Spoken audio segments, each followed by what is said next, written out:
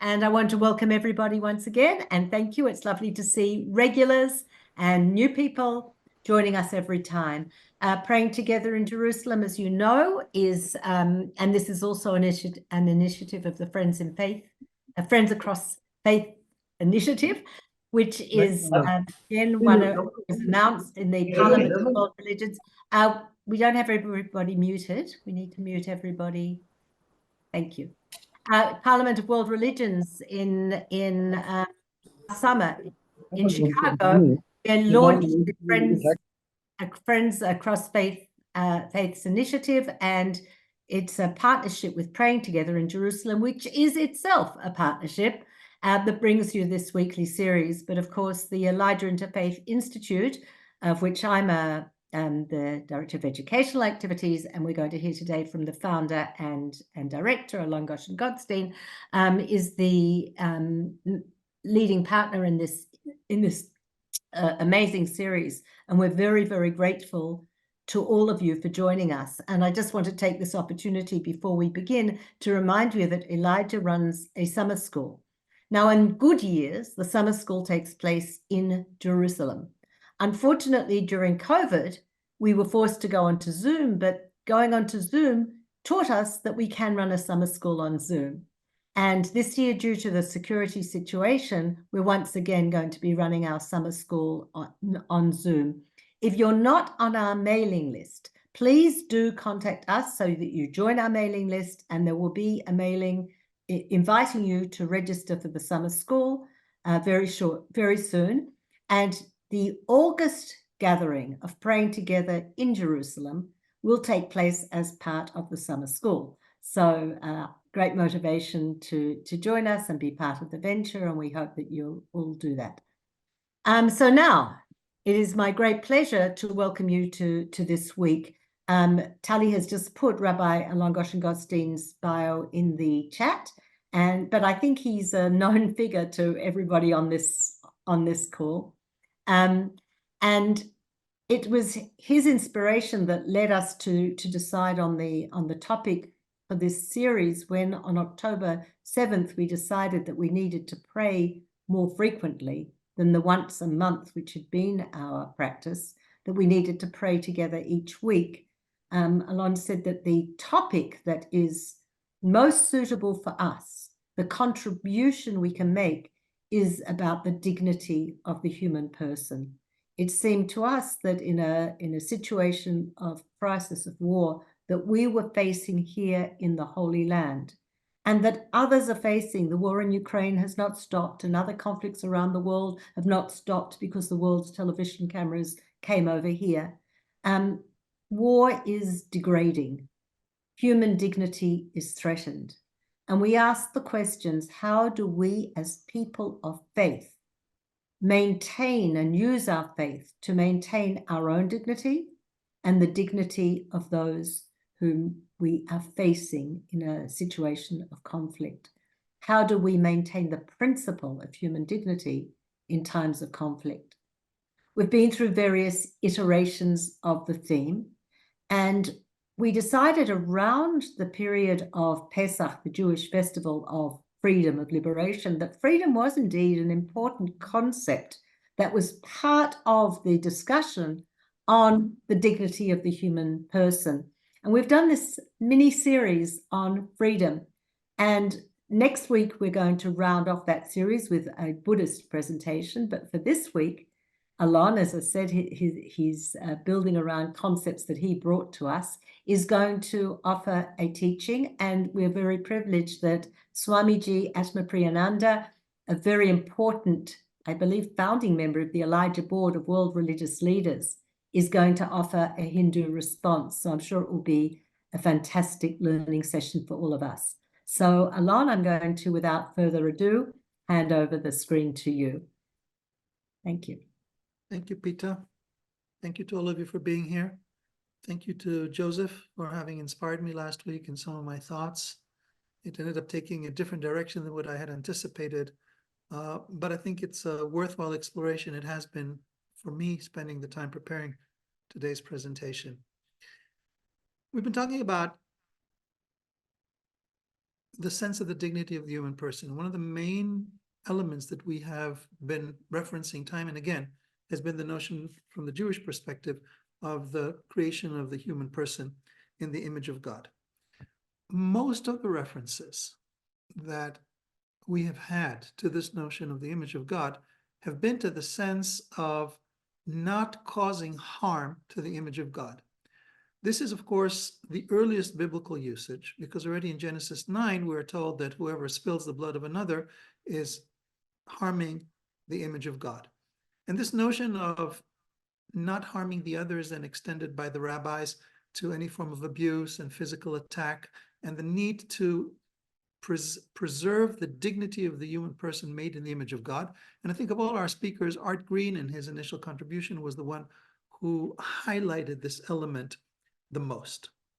If you recall, for instance, the parable of the two highway robbers, the two twins, one was hung and the king said, take him down because he resembles me. People will think he's me. In similar way, the human person is made in the image of God. Take him down, even though he's been sentenced to death, you still honor him following that. So there was a sense of the honoring and the lack of harm.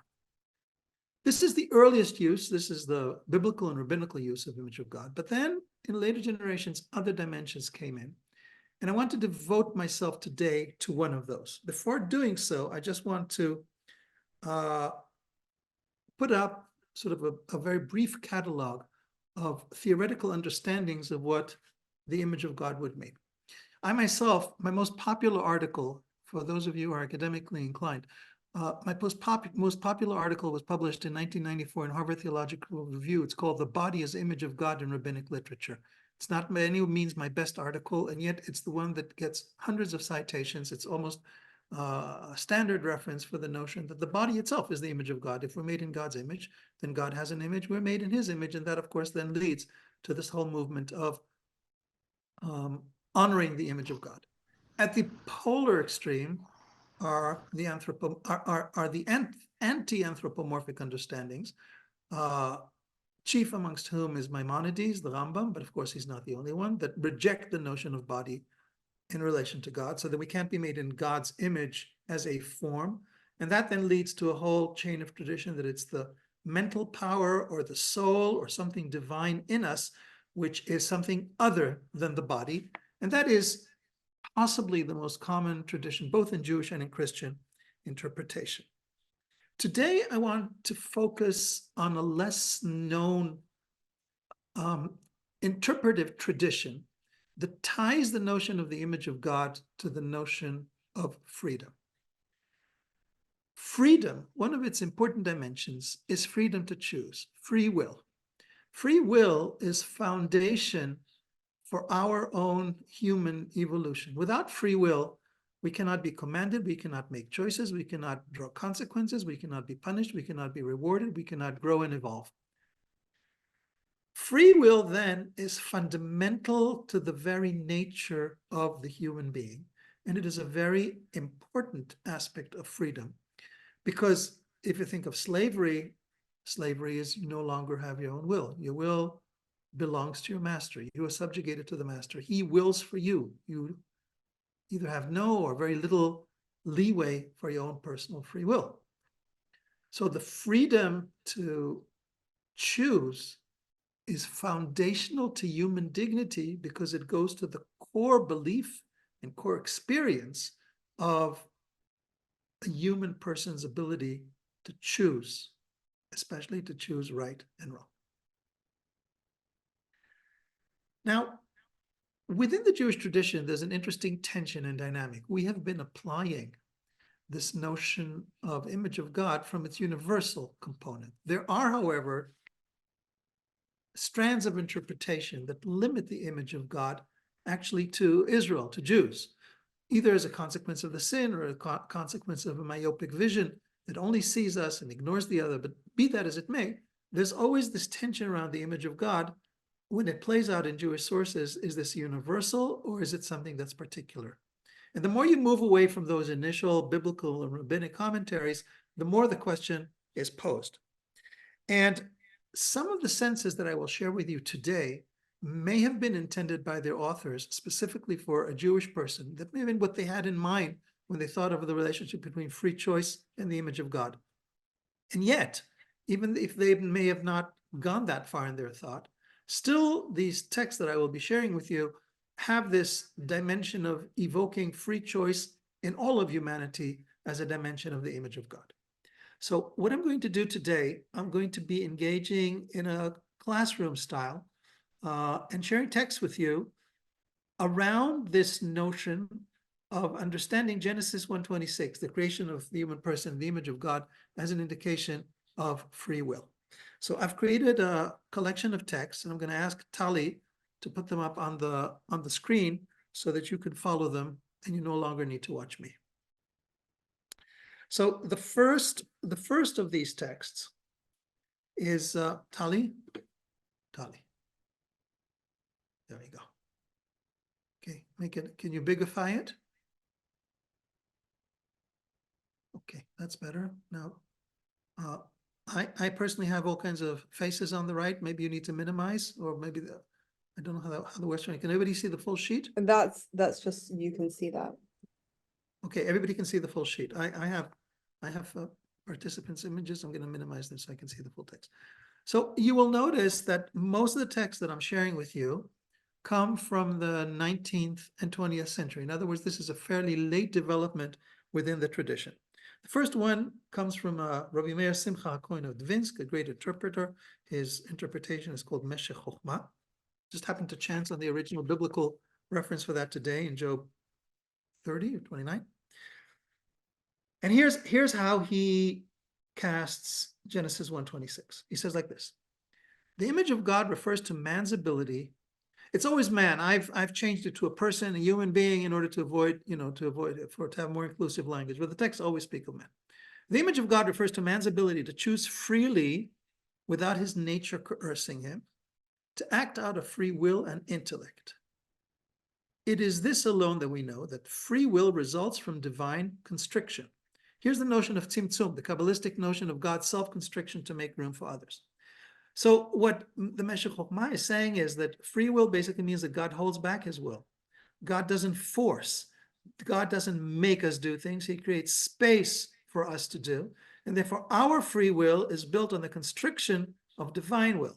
So God, blessed be he, leaves room for his creatures to act in the manner of their choosing. He therefore said to himself, let us make man in our image. So the Torah speaks in the language of men, and he says, let us leave room for man to choose.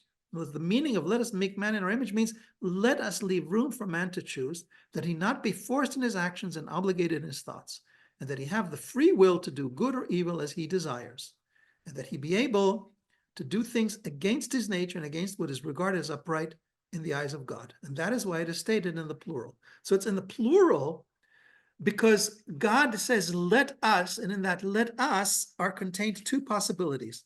The one possibility is to do the good, and the other is to do the bad. And the plurality of the reference of let us make man in our image is the plurality of choices that are included in the divine image. Now, of course, think about it. If you talk about choice, God gives us free choice, but God also tells us what to do. So there's this interesting tension. On the one hand, we are expected to do something. Well, that's lack of choice. But then we're given the choice to either do it or not do it. That is choice. So when do we have the image of God? Is the image of God by the very fact that we can choose? In other words, whether we choose good or whether we choose evil, it's still the image of God in us, which is the faculty of choosing. Or is the image of God come to be only when we choose the good? So you have different nuances in this strand of interpretation. Here, it's very clear. Here it is that regardless of your choice, and precisely because of your ability to do the wrong thing, that is what the image of God. In other words, the image of God, paradoxically, consists of the capacity to do harm. That's amazing, because we started out with the notion that image of God is to protect others from harm. And here, the image of God is actually the ability to harm against God's will by virtue of our free choice. Okay. I want to go on to a second commentator. I think the tradition is more or less contemporaneous. I haven't done the study to see who is the first one who starts it and who cites from whom. Even though chronologically Rabbi Meir Leibush Malbim, a very famous commentator, is earlier. It's not clear whether he is the originator of the tradition, but he gives us some very interesting angles, and he makes us a very nice tie to the Hindu tradition. I want to recall what we heard from Swami Sarva Priyananda, a disciple of Swami Atmapriyananda, who's with us. And he spoke about the fact that the divinity is in all being, in all creatures, and that therefore the special status of the human person, it has to be seen within the broader framework of all creation. Bear this in mind as we look at the Malbim's commentary.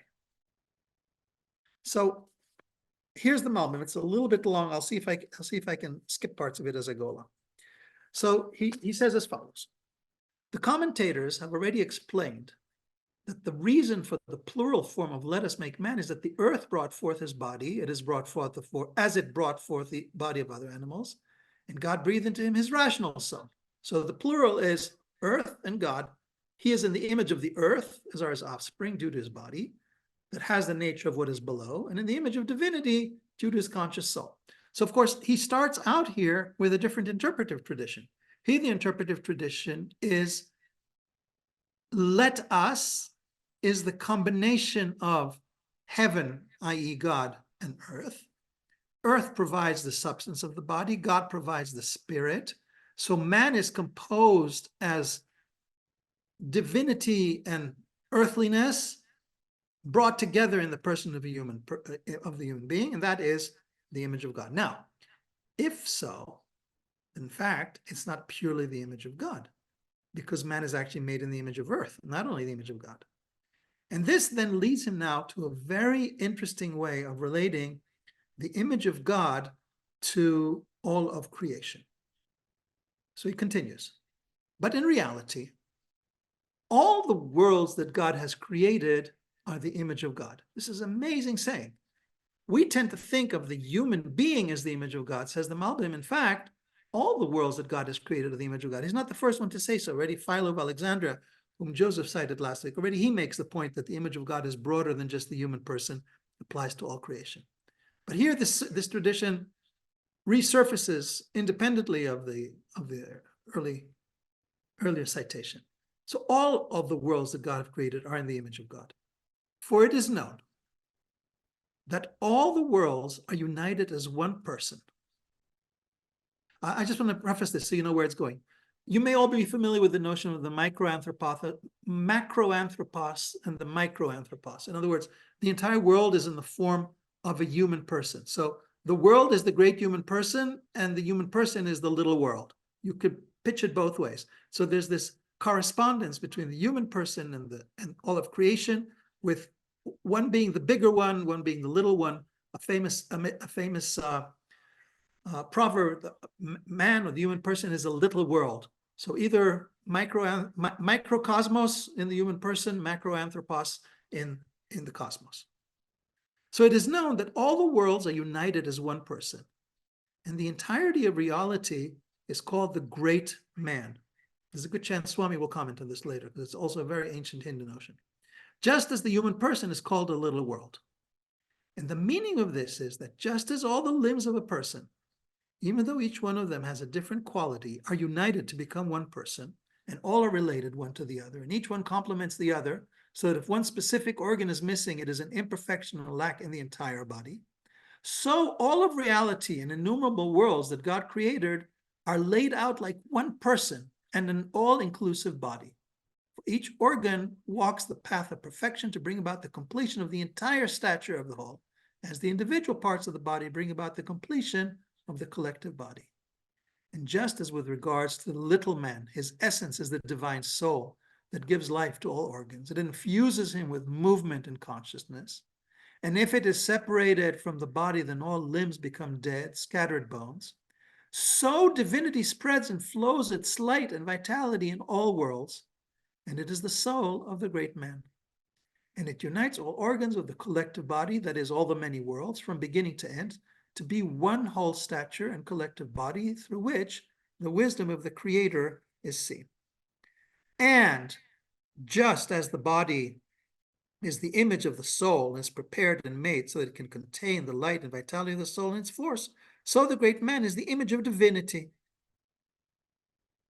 So the conclusion, as he says in the next paragraph, and I had to cut out a lot because there's various rabbinic commentaries that are intertwined with this. A person is in the image of all creation. So now it's not the human person as being in the image of God, it's the human person being in the image of creation. But if we say that the human person is the image of all creation, so what is the image of God, right? We started out with the image of God, and he says, really, the understandings that other people have suggested of it being a composite of divine spirit and earth, clay of the body, that isn't image of God, that is image of the worlds. So what is the image of God? So he says we have to seek something that is found in the human person, the likes of which is not found in all the worlds, which would be a dimension that pertains to God alone. What is that? This is the power of free choice that is given to the human person who is free in his actions and rules over his small world. For all beings that God created are all forced in their actions. He means by this animals as well as angels, except for man, to whom was given rulership over himself, to act or to desist in accordance with his choice, even against his nature, right? So we can overcome our nature through free choice. And when we seek the analogy in the big man, which is the world, we find that divinity dwells in all the worlds and gives them life. It alone has the rulership to change the nature that has been implanted in every world and to guide the great man in accordance with its will and counter to nature by means of miracles. So for God in the cosmos, it's miracles. For the human being, it's the capacity to overcome his nature and to have it conquered to the will of God.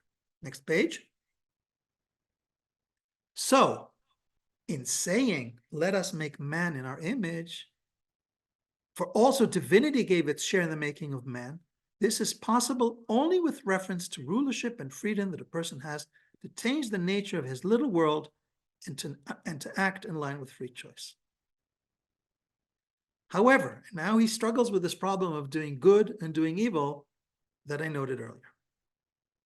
Free choice that is at the heart of the big world is different from free choice in the heart of man.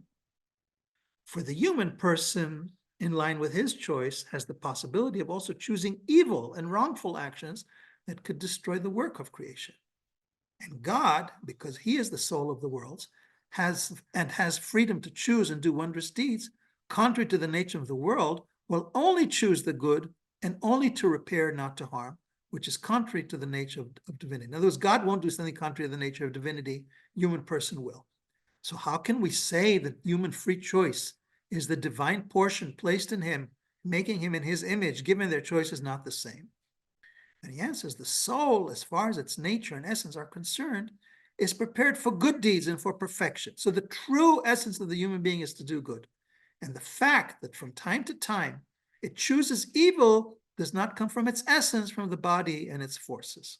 So basically his answer is, human being is like God in doing good. And when human beings don't do good, then in fact, it's not really the human being, it's something secondary to the human being. So he tries to have it both ways, both the human person having free choice, but when the human being chooses the wrong thing, then it's not really the human being. It's the force of the body that overpowers the human being. So what do we take away from the Malman? We take away the expansion of the notion of the image of God to all of creation. And we know that really proper expression of the image of God is only when you choose good. You may choose evil, but that's not an expression of the image of God. That's an expression of the body. So you see the difference between these two commentators. The one says, free choice means I can choose good, I can choose evil. The other one says, no, only free choice represents the image of God in you. The other represents the body. I'd like to go on to the next text. The next text is the Chafetz Chaim Rabbi Israel, Meir HaKohen of Radin. You can see he's more or less contemporaneous with Meir Simcha Cohen of Dvinsk. Very famous author. He wrote a the most popular code of commentary on the code of daily Jewish law. He wrote a famous tractate on how to not speak harm of others, Shmirat HaLashon, and he wrote a wonderful book called Ahavat Chesed, the love of charity, the love of loving kindness. And in it, he says the following: Scripture records that God created man in his image. The commentators take the statement to refer to God's attributes. He gave his creatures the power to emulate his midot. In other words, we don't know God's essence, but we know his attributes. And to be in God's image is to imitate his attributes. And what are his attributes? And that is to do good and to act with kindness toward their fellow men. And here he cites two verses that indicate that God's fundamental attribute is goodness. And therefore, to be in God's goodness is to imitate God. God is good to all, and he gives food to all flesh, for his chesed, his loving kindness, endures forever. The existence of the entire world then depends on this virtue, as is shown further on. In other words, the world depends on loving kindness. That's what makes the world go round. What makes the world go round is love. It's loving kindness. Hence, whoever follows in this path will bear the stamp of God on his person. While whoever refrains from exercising this verse and questions himself, why should I do good to others, removes himself from God, blessed be he. So there is a choice, says the Chafetz Chaim. You can do good and you can do harm. And yet his emphasis is not on the capacity to choose, but on the specific choice that is made. And his specific choice is loving kindness. When you practice loving kindness, that is when you are in the image of God.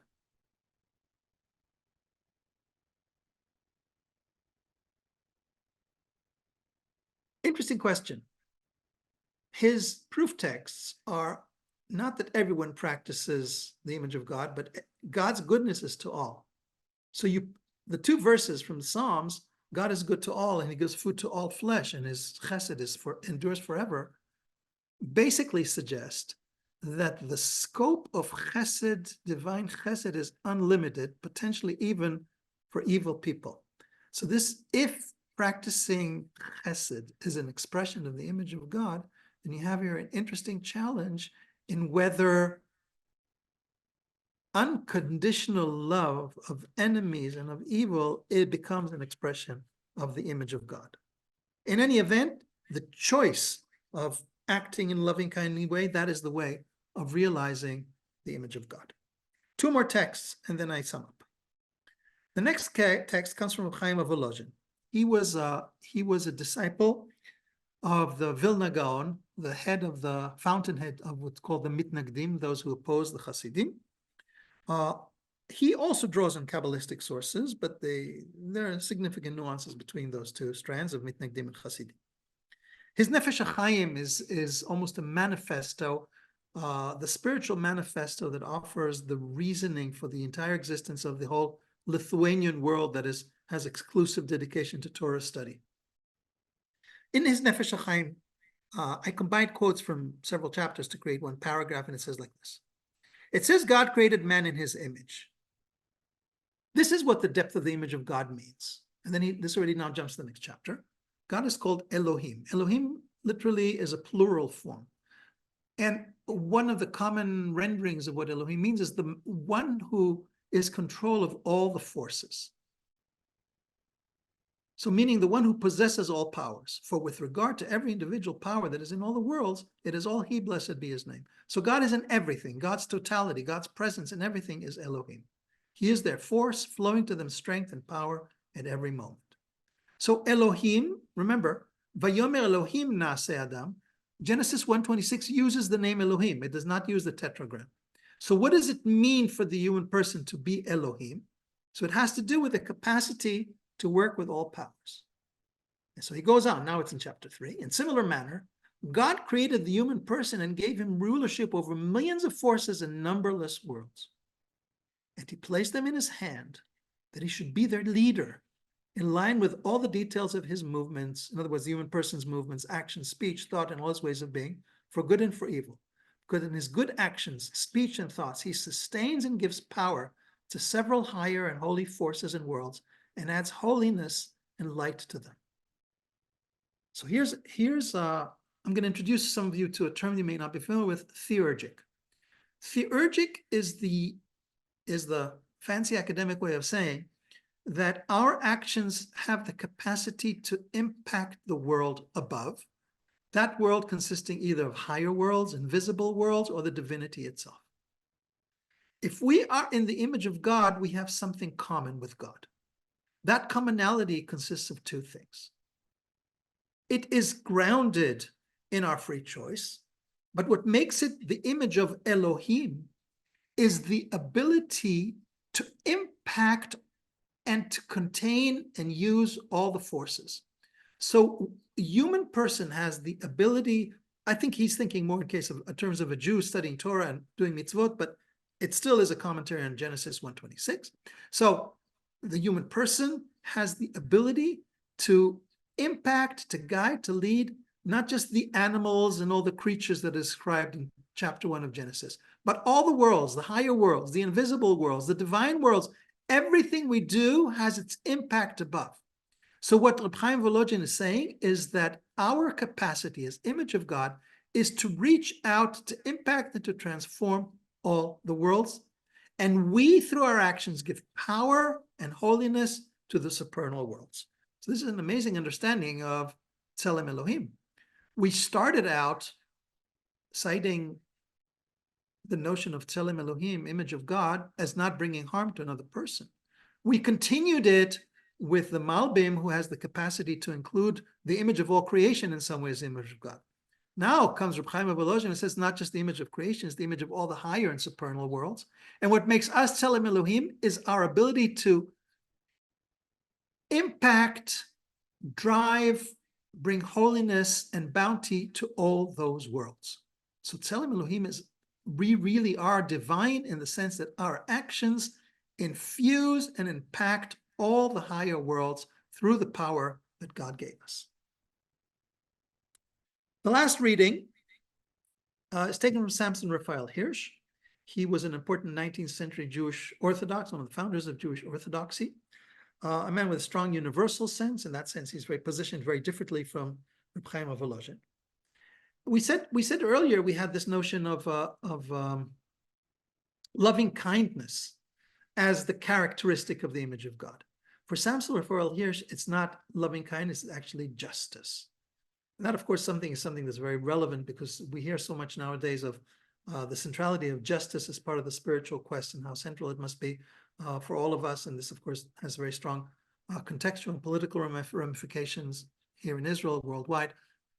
Very interesting to see how Samson Raphael Hirsch ties the notion of justice to this understanding of the human, Tselem Elohim. So here's a speech that he's giving to the human person. I cited it with, I cut the citation short, but I think you'll get the sense. He says, he turns to man and says, man, you alone are created for justice. To you alone among all that is created is injustice possible. That is, you alone are able not to give to God and the world that which is due to them, and to make more things than those due to you. Oh, sorry, and to take, didn't make sense. And to take, in other words, you don't give what is due and you take more than is due. For God, by giving you a will, detached you from his compulsive law. So this is the core understanding, right? Freedom, image of God is free choice. So by giving you a will, he detached you from his compulsive law. So that you may of your own free will do justice to God and every creature, so that you may freely constrain your might and strength, weigh your words and deeds, and overcome your selfish desires in accordance with the demands of justice. It is for this that you were created. The last paragraph. This justice is the sum total of your life, as it is the sole concept which the Torah serves to interpret. If you practice this justice, you will be Tselem Elohim, divine image, a divine, though faint image of God, the all-just. You will be the only one among all creatures who freely makes God's will his own. You will be like him in weighting the effects of your words and deeds within your small circles, and to the best of human ability, you will succor and bless. So, here, image of God really is free choice, but free choice translates itself only when you practice justice. So only when you practice justice for Hirsch, I think only when you practice loving kindness for the Chafetz Chaim, I think, only when you practice the capacity to inspire all the worlds. And yet, all this is founded on a much more basic understanding of freedom, which is the freedom to do good and to do harm. And what these different interpreters give us are the different understandings of how freedom and being human relate to it. So if I had to offer some kind of summary of the different understandings that we had. Oh, I should say one more thing about Hirsch. For Rabbi Joseph Dov Soloveitchik, picking up on Genesis 1:27, the image of God is the capacity to have lordship over all creatures. This, of course, has been one of the critiques, the ecological critiques of so-called Jewish Christian thought, of the fact that the image of God was understood as a way of controlling nature rather than respecting nature. Hirsch is very interesting. Hirsch doesn't say that you control. He doesn't continue the thread of Genesis 1:26 into control of nature. He actually says you practice self-control. So rather than controlling nature, image of God means you don't take, you put a boundary, you respect. So this echoes that notion of tzimtzum that we had earlier in that first quote already from Reb Meir Simcha Cohen of Dvinsk.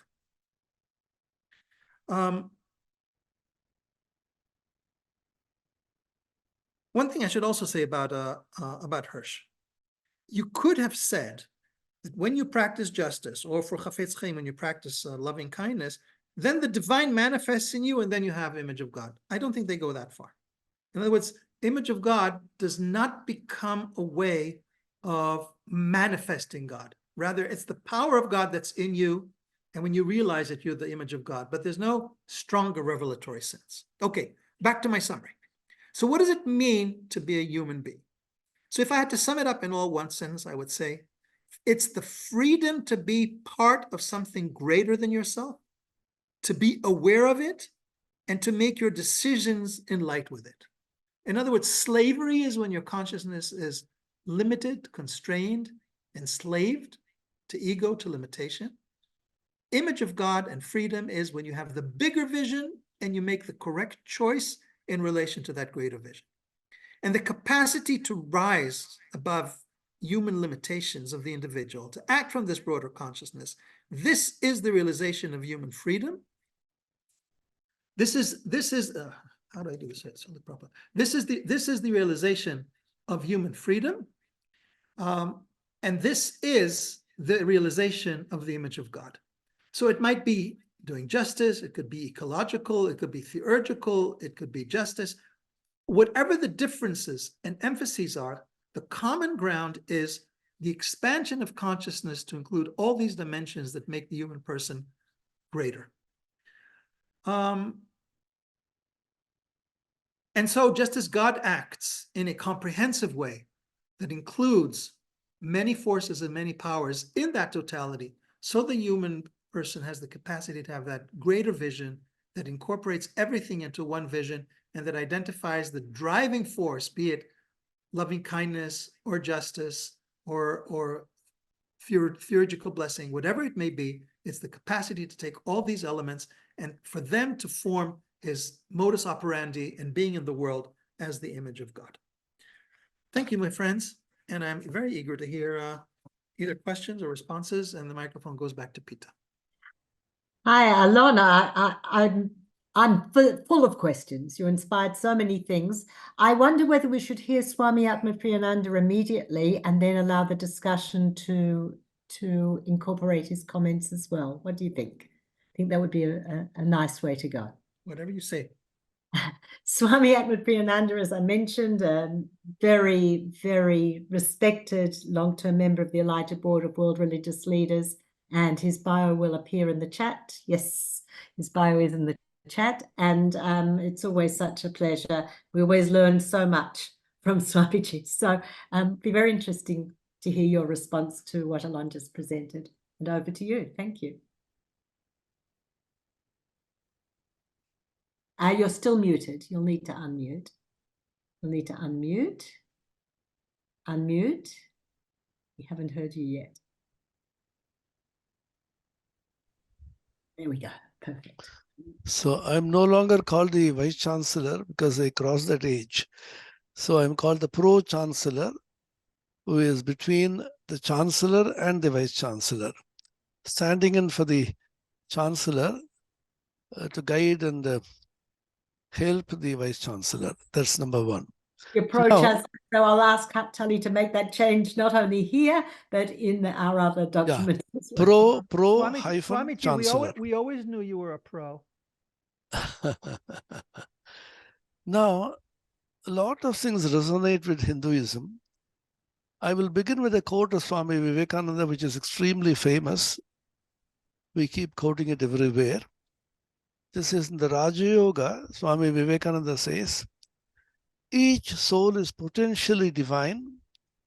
The goal is to manifest this divinity within by controlling nature, external and internal. Do this either by work or worship, psychic control or philosophy, by one or more or all of these, and be free. This is the whole of religion. Doctrines or dogmas and rituals and books are all secondary details.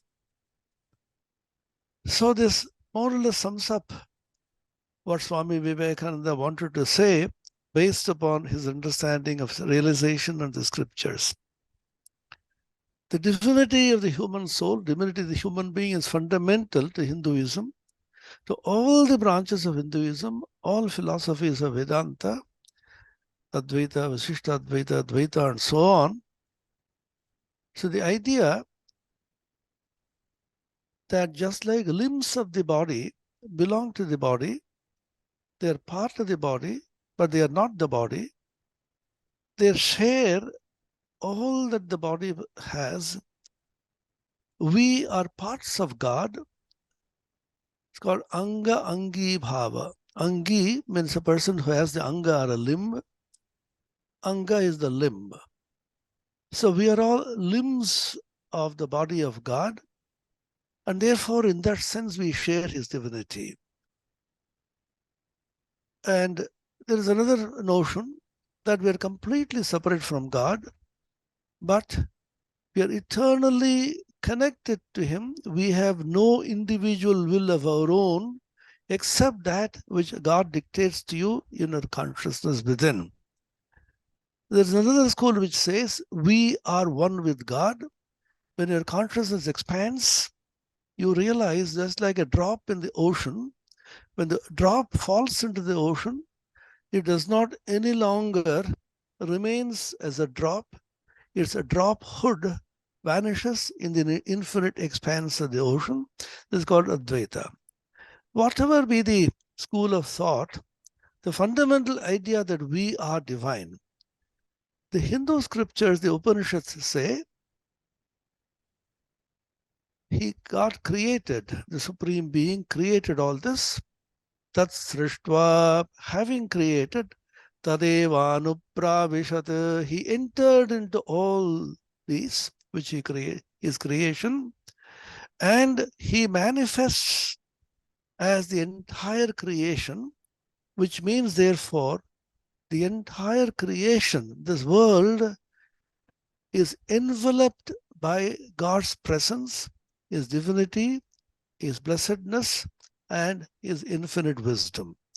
The Isha Vasya Upanishad begins with a profound statement, Isha Vasyamidam Sarvam Yatkincha Jagatyam Jagat. Cover the entire world, envelop this world with the presence of God. All that you see is only God, wrongly understood as non-God. So the idea is, when you see a human person,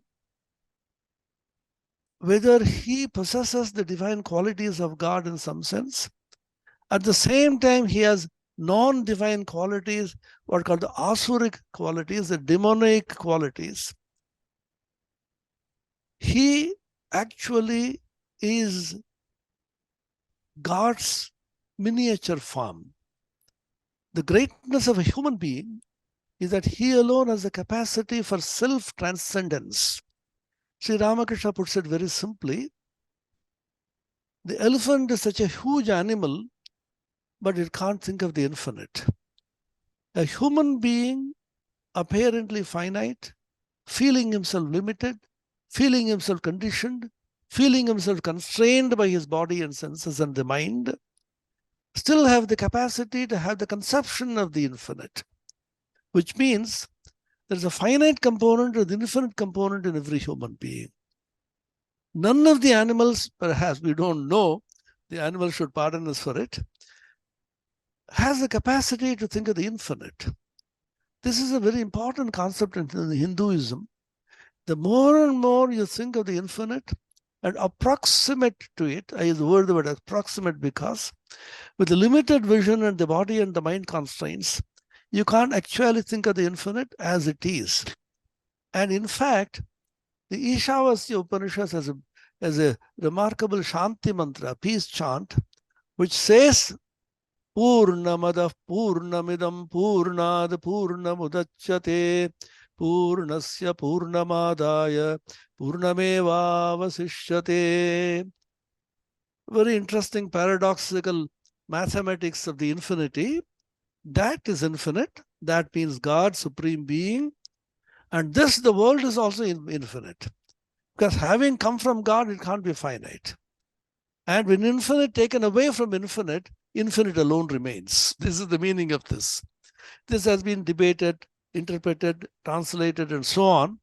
What it really means is, if God is divine, God is infinite, then human beings created by God and even the non-human beings and the insentient beings created by God can't be less divine.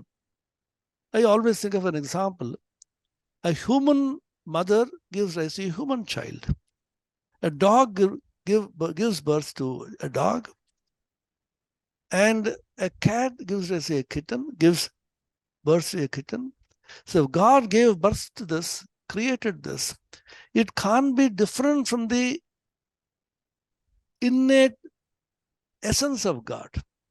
So in a sense, the entire world is pervaded by the essence of God, which is infinity, which is divinity.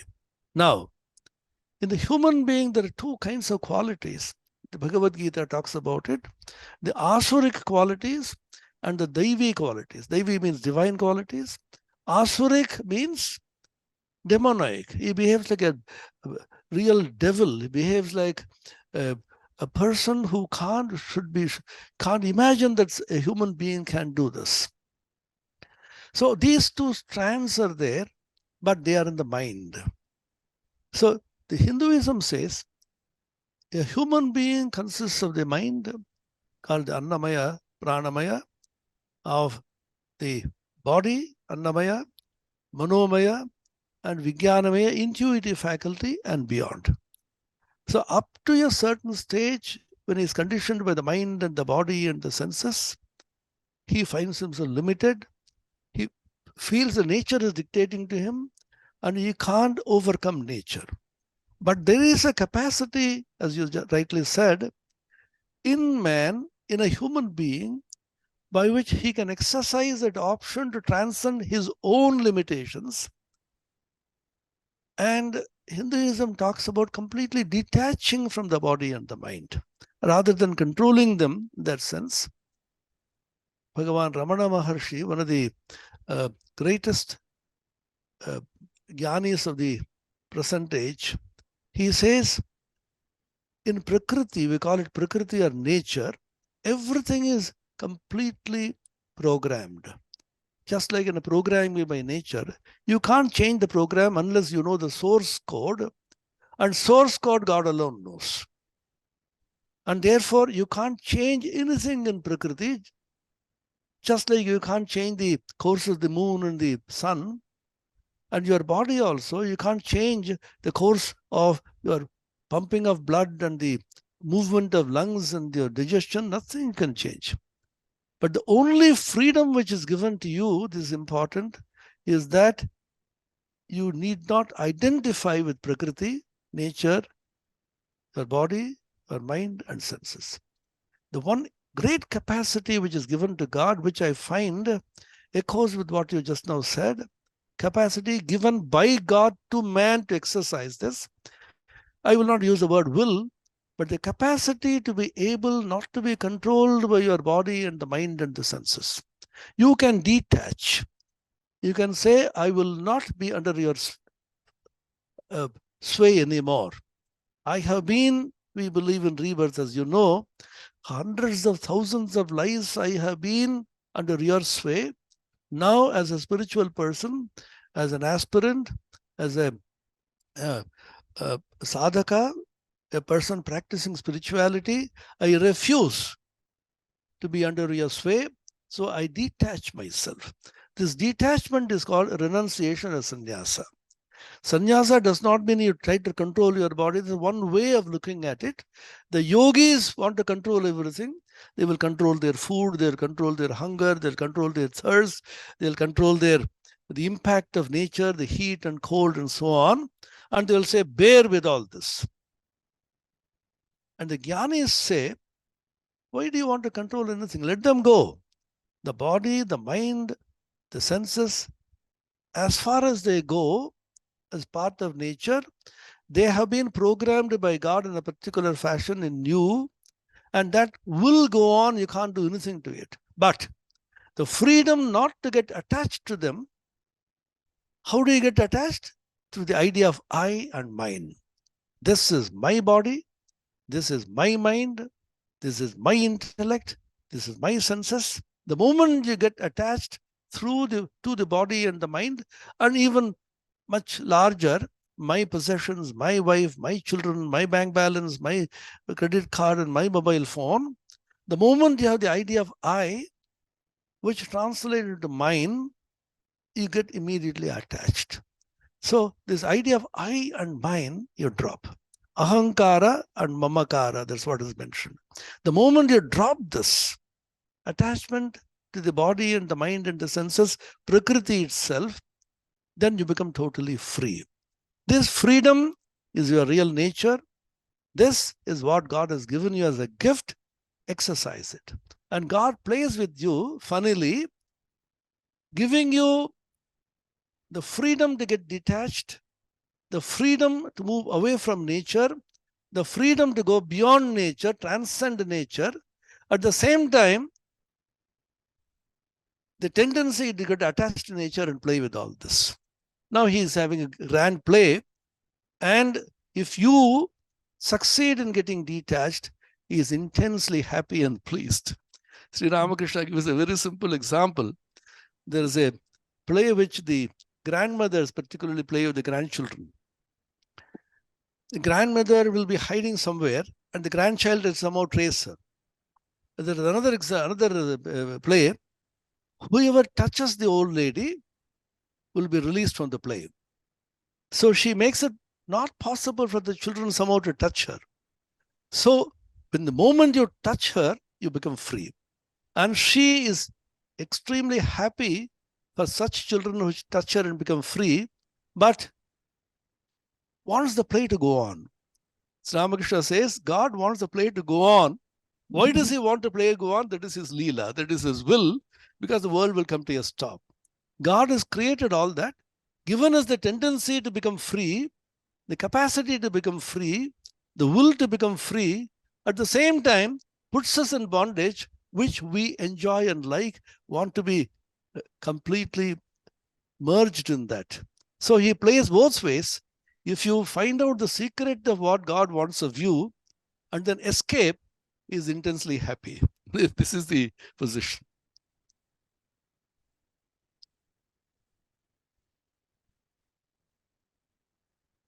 Thank, my gosh, I don't know. Alon has forbidden me from saying wow, but I'm a little bit overwhelmed with the amount of the number of thoughts and the amount of both information and challenge that you've just offered there, Swamiji, because in many ways I felt that there were overlaps, but there was a whole new series of teachings there and new ways of looking at freedom. And you also did take us back to what we learned from Swamiji from Spain a couple of weeks ago, a different concept of freedom again.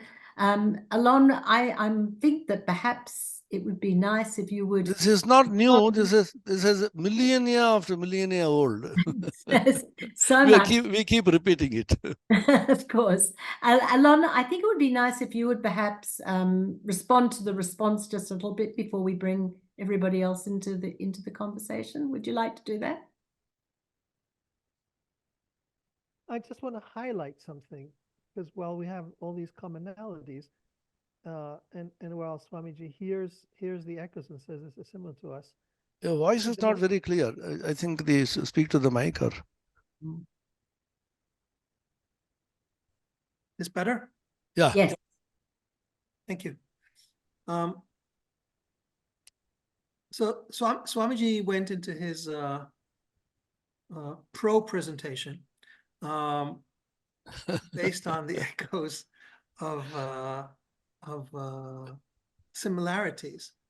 I just want to highlight one fact that we need to, and this is the argument from the relation with creation and the creator. We are able to make so many similar moves, and yet they're grounded on some fundamental difference. And the fundamental difference is, for our tradition, there's a fundamental gap between creator and creation. For Hindus, creation and creator are one, and creator is in the creators, and therefore the metaphor of the kitten or the puppy or the human child and whatever comes from the person being of the same essence. Now, this is the complication around the image of God. In some ways, everything is divine. You can also make that argument from Judaism, and yet it's made on a basis of the fundamental gap, almost chasm between creature and creator, or creation and creator, so that everything that we're saying about being like God and following whatever the attributes are, one thing or another, is all based on the fact that we are creatures and he is the creator, and it's not this fundamental unity. I also don't know to what extent the position that you presented, Swamiji, of really having no choice, but the only thing is to consciously let go, if that itself is not an extension of that. Though the question of free choice and or not can be pitched in various ways, not necessarily depending on the divinity of everything. But I just want to highlight that difference, not so much for Swamiji, but as much as for others, because you may think we're saying the same thing, and yet there are these important differences that I don't want to lose track of. Thank you, Alon. I was going to ask, if we're an extension, if we're a limb, does that mean we're created or not created? And you've referred to that and brought that in. It is really very important that anybody in the audience or anybody participating here who has a response or a question is able to articulate it. We have just a couple more minutes. It's all puppies and kittens and any other form of living being that has the free will to express itself in a question. Absolutely. So long as they're on this call. So if anybody would like to, Heather, is that if you unmuted in order to join the conversation? Yes, please. Yeah, I thought of a question as Alon was talking about the loving kindness aspect. If you act in accordance with loving kindness, that puts you in the image of God. And then there was a bit about justice with a kind of similar idea. So my question was, two questions actually. How do I know that I'm getting it right? And does it matter whether I know at 1 minute I'm in the image of God and at 1 minute I'm not? And is there a sliding scale? So is it analog or digital? So I can be a bit in the image of God because I'm kind of half getting it right? Or, yeah, that's a question. Question, Heather. Typically the understanding really is that it's clear, we know what loving kindness is. I mean, this theory doesn't look at the question of ambivalences and complexities and the difficulties we have in making choices. And we live in a world where increasingly morality is not clear cut and everything becomes subject for debate and struggle. And therefore, how do you do it? Or even when you practice loving kindness, who are you practicing it to? and what the way of doing it, and and then these two values in of themselves then come in conflicts, which of you're practicing it. I would say that this itself is our free choice. Our free choice is how to interpret these ideals, so that we, by applying ourselves with the intentionality of practicing justice and practicing loving kindness, how we translate it, that therein lies our free choice, and therein we realize and fulfill that quality. So I think what we need to possibly do is move away from the clear-cut, unequivocal definition to a more to recognize that the dynamism of choice, which defines free choice, is precisely what we have to apply as we work our way through moral complexities. Alon, you've just said something in response that was something that was interesting to me, as both of you spoke, Swamiji and yourself, about whether the implication is that free choice is something that has to be consciously activated. It's there in potential, but if we don't activate it, I think it's something that I was hearing some different nuances between the two of you as you presented today. But I'm just wondering, is free choice, do you have to have some sort of consciousness or awareness to exercise free choice? And I'd be interested in Swamiji if you'd like to. What was the question? Is free choice? That's very simple. The free choice can be exercised by everybody, but the more and more you are attached to your body and the mind and the senses, which is called prakriti or nature, you are bogged down to your sensations, your feelings, your proclivities, your what we call samskaras. So you have been doing certain things again and again for millions of years, previous births, and you are conditioned. Now, to decondition yourself, you require an enlightened mind. So the idea of purity of mind and the purity of your practices is repeatedly mentioned, called chitta shuddhi. Chitta means the mind, shuddhi is the purity. So again and again, purity is mentioned.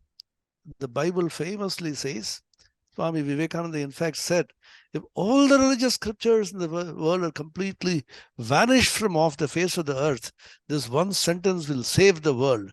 Blessed are the pure in heart, for they shall see God. So what kind of purity is to be practiced? You can debate on that.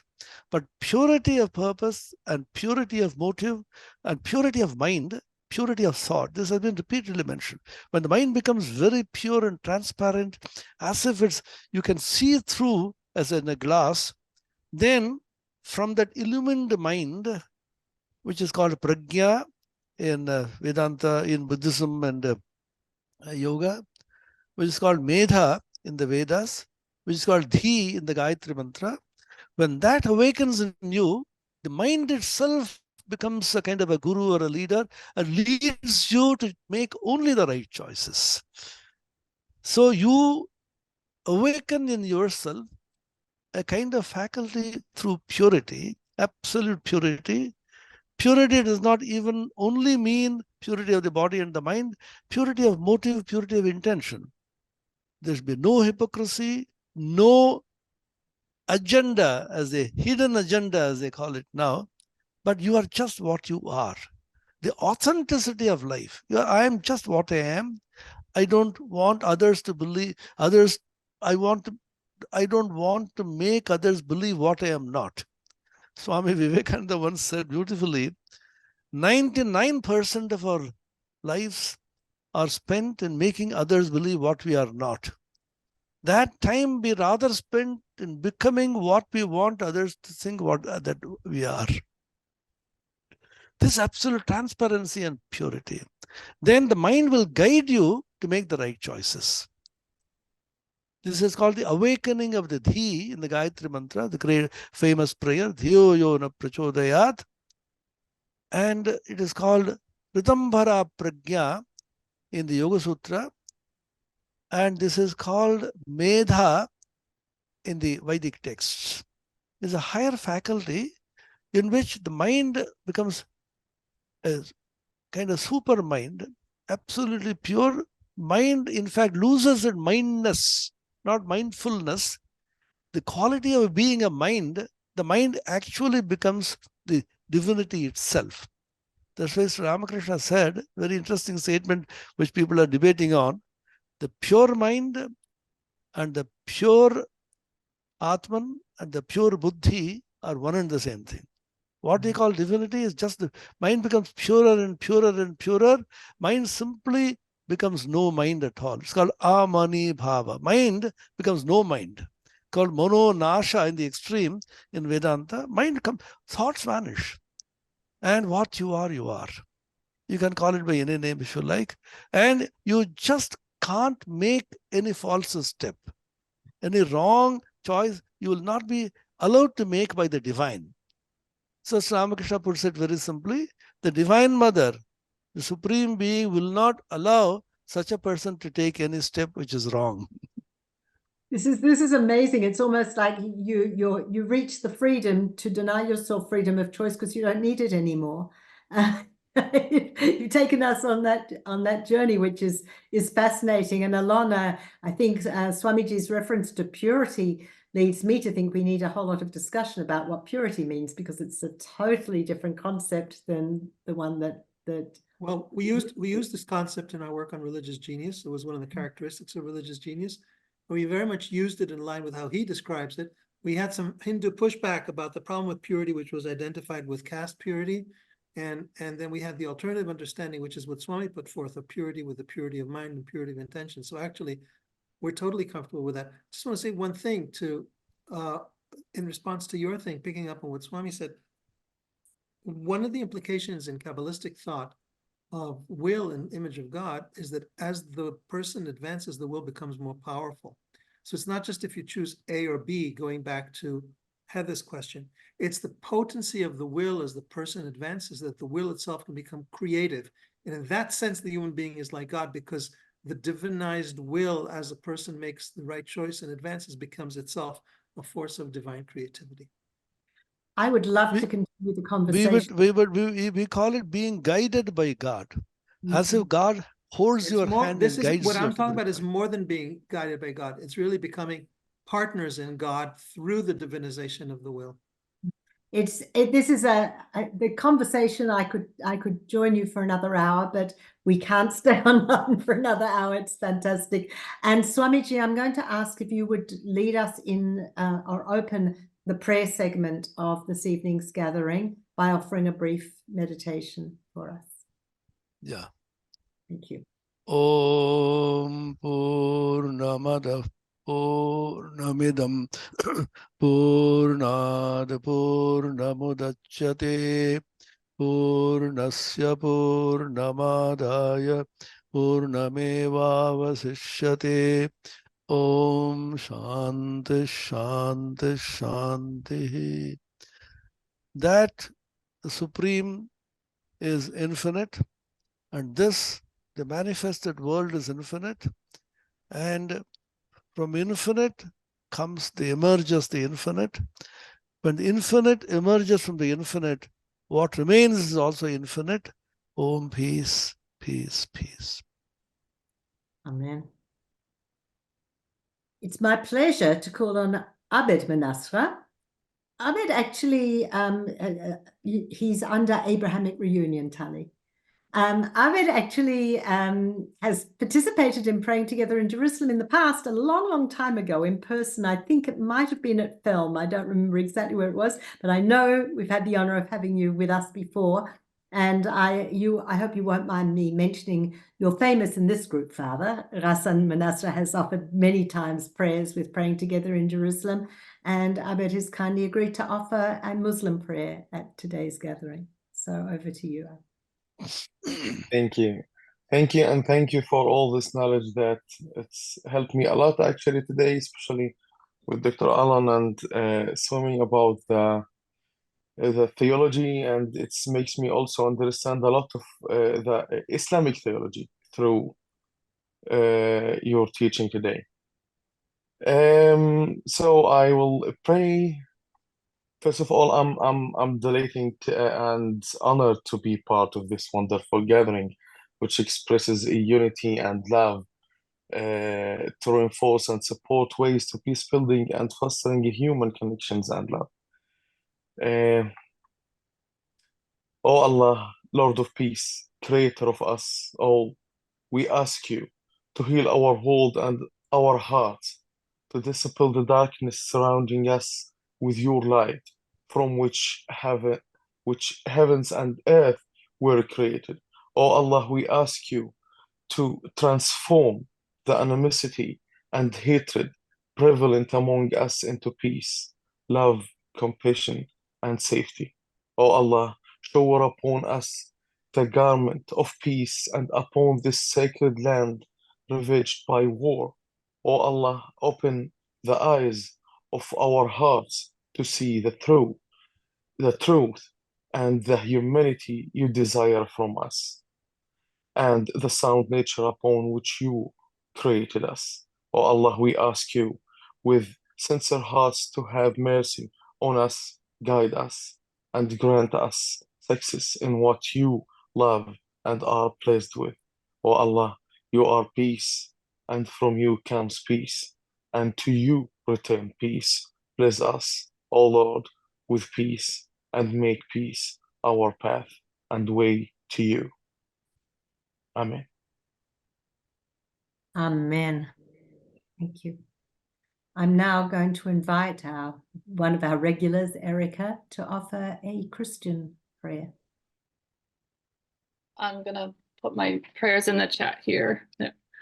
I was reflecting on this theme of freedom in relation to the dignity of the human person. I wasn't here last week, so I don't know if I'll be repeating anything, but from my perspective in the Christian communities that I've grown up with, freedom is related to freedom from fear.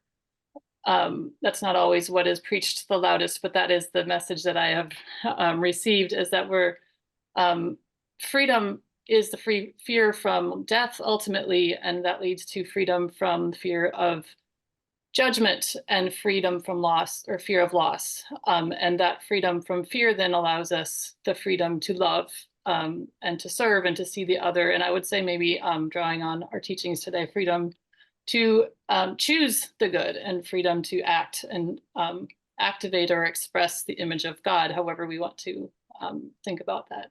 So I've chosen a short prayer and a short song offering that reflect this freedom from fear, which enables freedom to love and to live as we're called to do and be in the image of God. I do not fear this day, for you are with me wherever I go. Your light to shine ahead, your footsteps to lead the way. I do not fear this day, for your word will be my guide. Your strength will sustain me. Your love revive me this day and all days. I do not fear this day, for you are with me. In the Lord I'll be ever thankful. In the Lord I will rejoice. Look to God, do not be afraid. Lift up your voices, the Lord is near. Lift up your voices, the Lord is near. Amen. Thank you, Heather. Thank you, Swamiji, and thank you, of course, to Abed. And we are going to have the last prayer today from our teacher, presenter, Alon Goshen-Gottstein. Thank you, Peter. I've struggled with the question, what to offer as a prayer. And the centrality of an idea is always expressed in prayer. Something's important, you'll find prayers for it. So I asked, well, what is a prayer for the image of God? We don't have a prayer for the image of God, which really is an interesting indication of its lack of centrality. So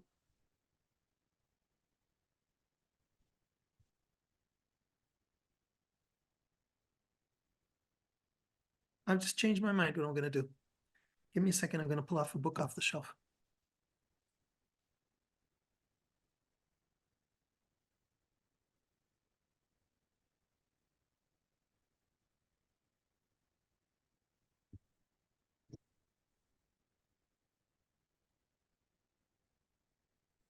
Perhaps I'll add, this question You can of not enjoy having this a dance. prayer. I can't find it.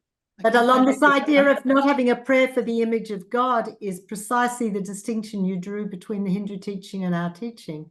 That Yeah. when we Well, I don't know if theirs was, but I decided I'm going to do something for free choice. And it flashed through my mind, and I can't find an English translation here. So, Pita, you have an English Siddur? Pita? Oh, no, she's disappeared. Does anyone have an English Siddur available?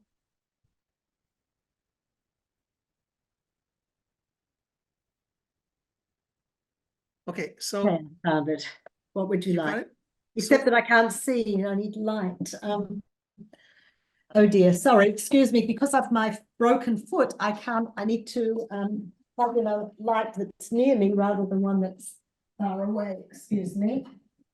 So every morning we have a series of blessings that we call Birkot HaShachar that we recite.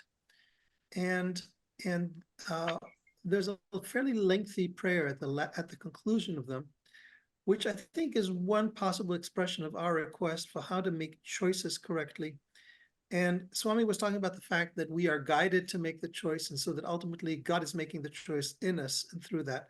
And this is a prayer that we recite daily. And I think that rather than focusing on the image of God, I'm going to focus on a prayer. I've just changed my mind, as you can see on the spot, of what to do. Do you have that prayer? Right after Ma'avir Chevlei Shina Menayat U'Mam Fapai in Yes, Birkot of course I HaShachar, do. you have it? Yes, I do. I can even find it quickly, yes. Very nice. So today's prayer is going to be offered by Pita, who never gets to pray because she's always giving space to others to pray. So I invite Pita to recite this prayer that I've chosen. Okay, and may it be your will, Lord God and God of our ancestors. But slowly, imagine I'm saying it. May it be your will, Lord God and God of our ancestors, to accustom us to your Torah and to make us attached to your commandments. Lead us not into error, transgression, iniquity, temptation, or disgrace. Do not let the evil instinct dominate us. Keep us far from a bad man and a bad companion. Help us attach ourselves to the good instincts and good deeds, and bend our instincts to be subservient to you. Grant us this day and every day grace, loving kindness, and compassion in your eyes and in the eyes of all who see us, and bestow loving kindness upon us. Blessed are you, Lord, who bestows loving kindness on his people. So this ties together the choice and the loving kindness and acting in judgment and finding the right balances. It's a prayer we recite daily to remember that we make our efforts, but it's really God who guides us in our choice and in our spiritual growth and human evolution. Thank you for that very nice choice and unexpected. Please, could we have the gallery view, Tully? Let's put everybody into gallery view. Let's get everybody together for our final gathering. Again, it's been an intellectual feast and a spiritual feast. And we're very blessed to be able to learn together. Alon has made the case many times that in Jewish tradition, learning is a form of prayer and equivalent to prayer, and it's definitely a holy act. And I feel today we really underwent a holy act of learning together. And I was very grateful when Abed made the comment that hearing the Jewish and Hindu teachings had helped him clarify some things in his Muslim tradition. So I just want to thank everybody for being here. I'd like us to take a moment to see, I know some people have turned off their cameras, but to see those who are here till the end. I know, unfortunately, some people have to leave always at 7 to teach, and there were more people here a little while ago. But those of us who are still here, to look at each other and to be grateful that we have each other as friends, as supporters, as prayer partners. We are from across the globe geographically and across religious traditions, and we are indeed very blessed. So let's take just 1 minute in silence together to contemplate on those blessings.